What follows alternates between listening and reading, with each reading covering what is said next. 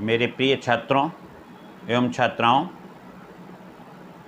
मैं आशा करता हूँ कि तुम लोग अपने घर में रहकर स्वस्थ और सुखी होगे।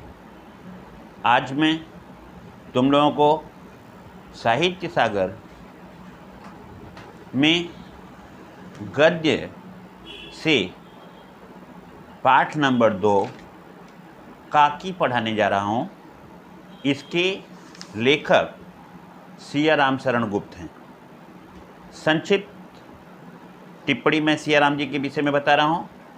सिया राम जी का जन्म झांसी के निकट चिरई गांव में 1895 में हुआ था। आप राष्ट्रकवि मैथिली शरण गुप्त के बड़े भाई थे। प्रारंभिक शिक्षा पूरी करने के बाद एक घर पर ही गुजराती, हिंदी, अंग्रेजी आदि भाषाएं सीखी। गुप्त जी विश्व प्रेम, विश्व शांति, सत्य और अहिंसा से आजीवन प्रभावित रहे और इन्हीं पर अपनी रचनाएं की। इन्होंने साहित्य में दरिद्रता और कुरीतियों के विरुद्ध आक्रोश जैसे भाव को दिखाया और साहित्य को एक नई ऊंचाई दी। गुप्त जी 1962 में सरस्वती हीरक जयंती के अवसर पर सम्मानित किए गए। इन्हें नागरिक प्रचारिणी सभा का सुधाकर पदक से संबोधित किया गया। 9 मार्च 1963 ईस्वी को इनका निधन हो गया और इस तरह से हमारा देश एक उच्च कोटि के साहित्यकार को खो दिया। गुप्त जी की भाषा बड़ी ही सरल, सहज और व्यावहारिक है। उसी पर आधारित यह रचना काकी मैं तुम्हें पढ़ाने जा रहा हूँ। काकी के माध्यम से लेखक ने एक ऐसे अबोध बालक का मातृ प्रेम का वर्णन किया है। इसमें यह दर्शाया गया है कि बालक अपनी माँ से कितना ज़्यादा प्रेम करता है। अब कहानी इस तरह से है, मैं थोड़ा तुम लोगों को पढ़ा रहा हूँ, ध्यान से देखो। पेज नंबर 10 पे है।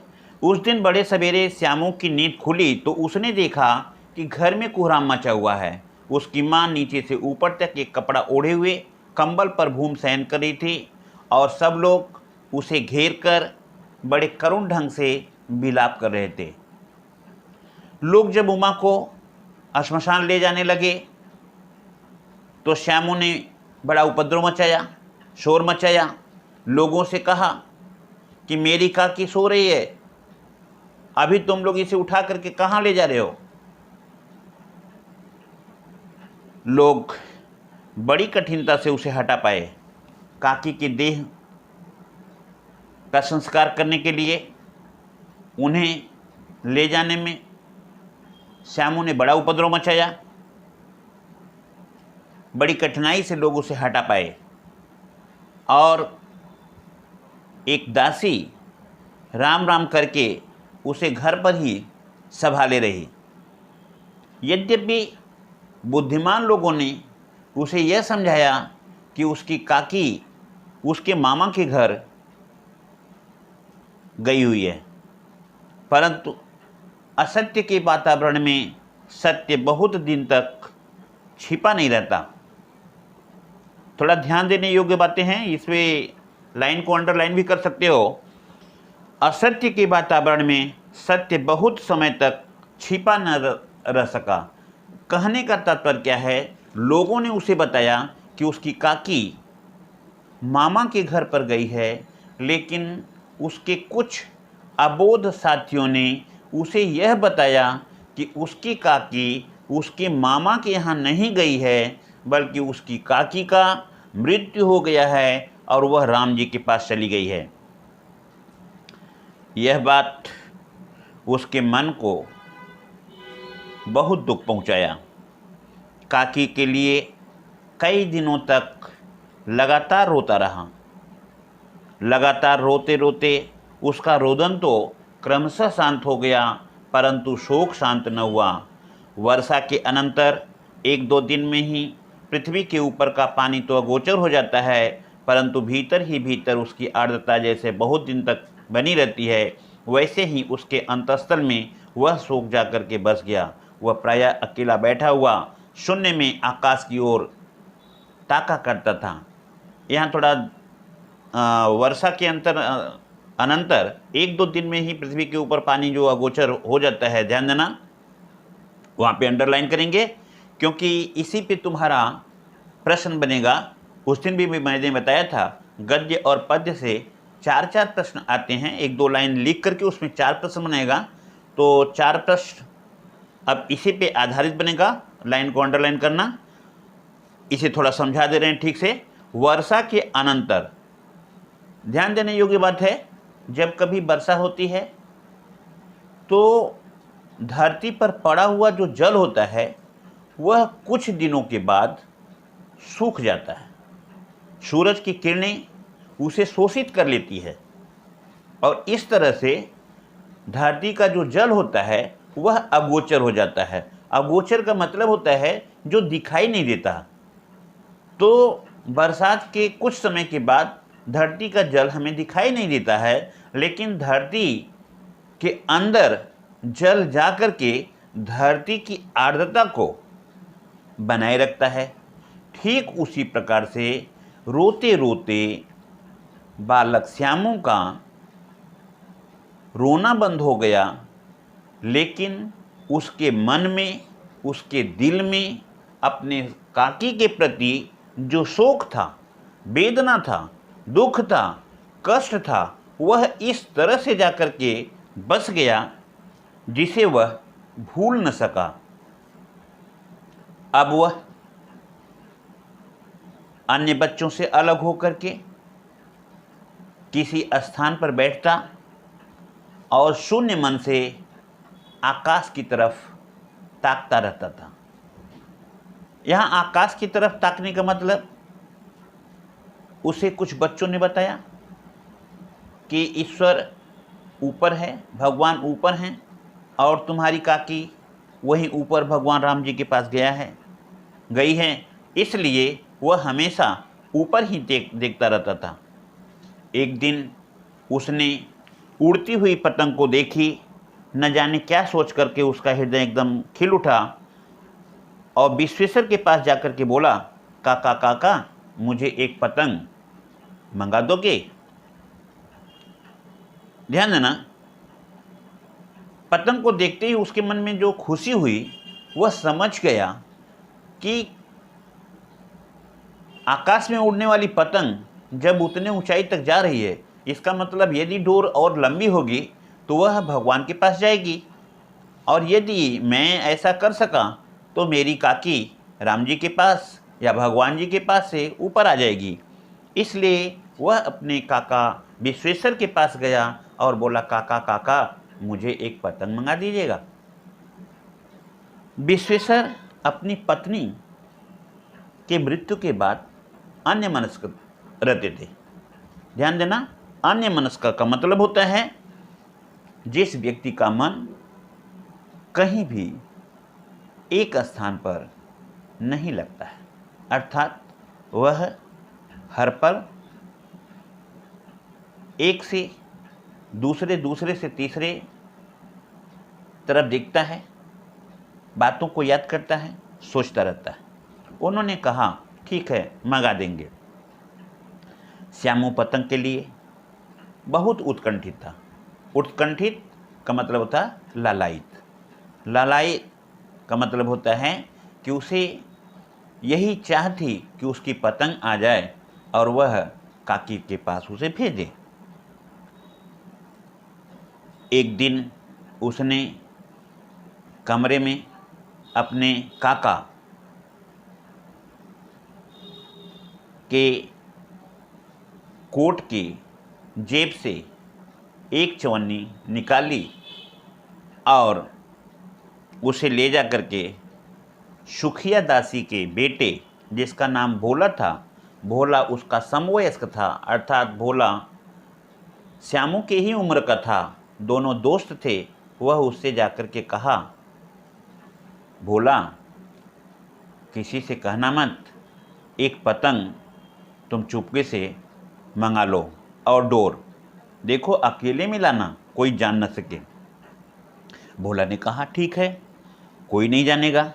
श्यामू ने सिर हिलाकर कहा, मैं ये पतंग ऊपर राम जी के यहाँ भेजना चाहता हूँ, क्योंकि मेरी काकी राम जी के पास रहती है। राम जी के पास जब पतंग जाएगा तो वहाँ से मेरी काकी उतर आएगी। भोला श्यामू से अधिक समझदार था। भोला श्यामू से अधिक समझदार था। उसने कहा, बात तो तुमने अच्छी कही, परंतु एक कठिनाई है।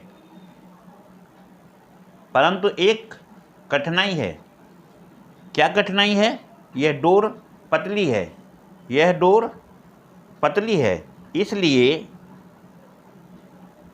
हमें दूसरी डोर लेना पड़ेगा। डोर मोटी हो और बड़ी हो, जिसके काकी आसानी से उस पर उतर करके चली आए, डोर टूटने का डर नहीं रहेगा। श्यामू ने कहा, बात तो बहुत अच्छी कही, लेकिन बात यह था कि अब उसे डोर मंगाने के लिए पैसा कहाँ से मिलेगा। बहुत सोचने के बाद उसने ठीक उसी तरह से पैसा पाना चाहा जिस तरह से चौनी लाया था। श्यामू गंभीर हो गया। मतलब यह लाख रुपए की थी। बातें बहुत अच्छी लगी, परंतु कठिनाई यह था कि मोटी रस्सी लाने के लिए उसे पैसे कौन देगा। जो लोग उसकी काकी को बिना दया मया के जला डाले, क्या वे लोग उसको पैसे देंगे मांगने से? नहीं देंगे। यह बात उसे बहुत समय तक सोचने के लिए मजबूर कर दी। इसलिए उस दिन वह रात भर सो न सका। दूसरे दिन पहले दिन की तरकीब तरह से वह विश्वेश्वर के कोट से 1 रुपया निकाला, ले जाकर के भोला को दिया और बोला, देख भोला, किसी से कहना मत।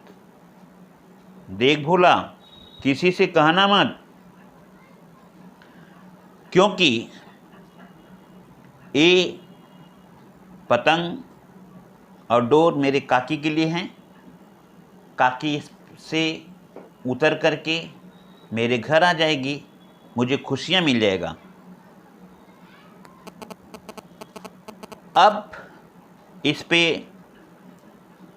काकी के नाम की एक चिट होनी चाहिए, तो मैं जवाहर भैया से कह करके एक चिट पर काकी लिखवा लूँगा, जिससे पतंग पे लिखी हुई काकी सीधा राम जी के पास जाएगी।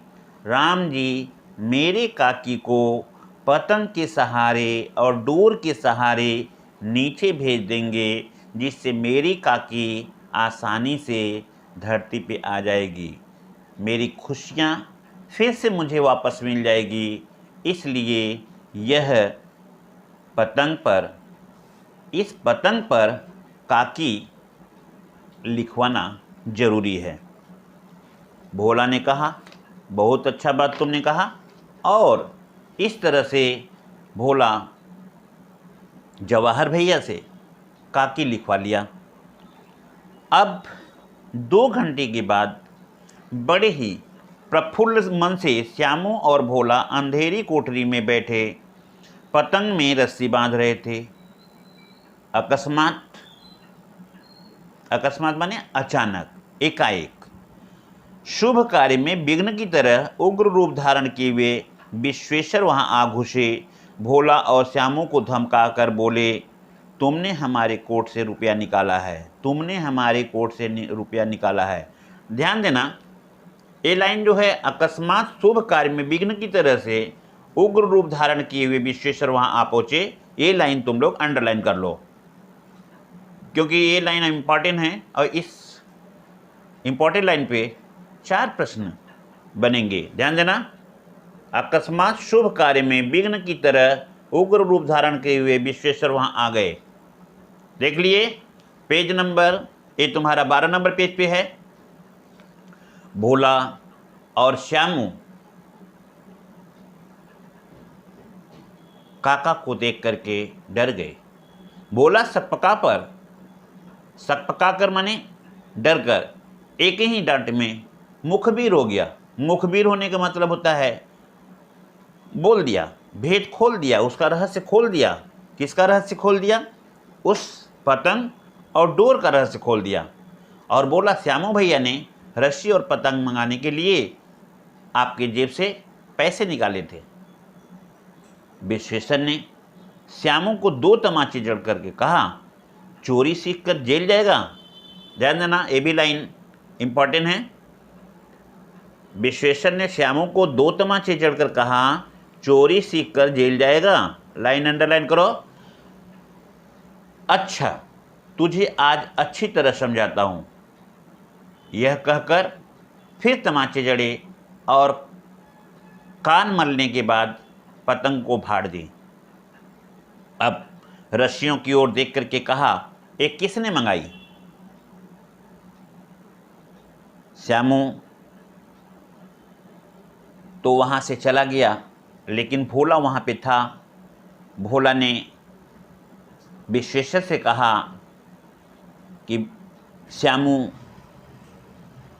कह रहा था कि ये पतंग और डोर भगवान राम जी के पास जाएगी, उस पे मेरी काकी चढ़कर धीरे धीरे मेरे पास आ जाएगी। इसलिए उसने जवाहर भैया से पतंग पर काकी का चिट लगवाया था। विश्वेश्वर ने चिट देखा, उस पे काकी लिखा हुआ था। वह हतबुद्धि हो गए। उन्होंने फटी हुई पतंग को उठाई, देख करके रोने लगे।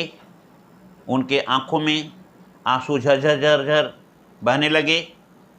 उन्होंने देखा कि उस चिपके हुए कागज़ पर लिखा था काकी।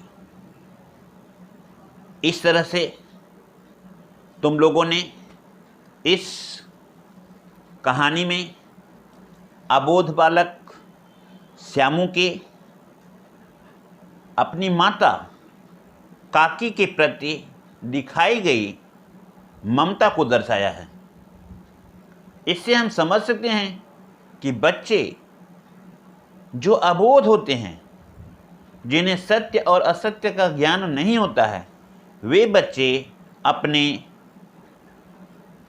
माता पिता के प्रति कितने दयालु होते हैं, कितनी मातृ ममता उसमें भरी हुई है, वह अपनी माँ से कितने प्रेम करते हैं, यह हमें इस कहानी से शिक्षा मिलती है। यद्यपि विश्वेश्वर फटी हुई पतंग पर चिपके हुए कागज को देख करके समझ गए कि बालक बड़ा ही अबोध है, वह अपने किए पे पछतावा किए, पश्चाताप करने लगे कि मैंने ऐसे अबोध बालक को बिना सोचे समझे पूछे पाछे मैंने उस बच्चे को मार दिया, मैंने बहुत बुरा किया। एक तो वह पति के रूप में अपने पत्नी को खोने पर अनमनस्क थे ही, बच्चे को मार करके उनके मन में जो दुख हुआ, उस दुख का वर्णन नहीं किया जा सकता है। कहानी के माध्यम से लेखक ने हमें यह संबोधित किया है कि हमें अबोध बच्चों पर इस तरह से अत्याचार नहीं करना चाहिए, उनकी भावनाओं को अपने ढंग से समझ लेना चाहिए। वह चाहते क्या हैं, उनकी ममता क्या है, वह किसके प्रति इतने आकर्षित हैं। गलतियां तो सबसे होती है, लेकिन इस तरह से किए गए दुर्व्यवहार पर विशेषज्ञ बहुत दुखी हुए और घर जाकर के बच्चे को गले से लगा लिए। मुझे लग रहा है कि तुम लोगों को कहानी अच्छी तरह से समझ में आई होगी, और अगले वीडियो में मैं तुम्हें इस कहानी का एक्सरसाइज समझा करके बताऊंगा, और तुम लोग भी उस पर प्रयास करना। अगर तुमको 2-4 लाइन इसमें भी दिखाई देता है जो इम्पोर्टेंट हो, उस पर भी अंडरलाइन करना। क्लास होने पर फिर मैं तुम्हें समझा दूंगा जो है। और मेरे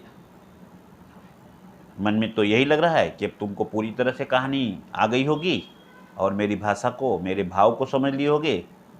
तो हम यहाँ पे अपनी कहानी को इतिश्री करते हैं। धन्यवाद।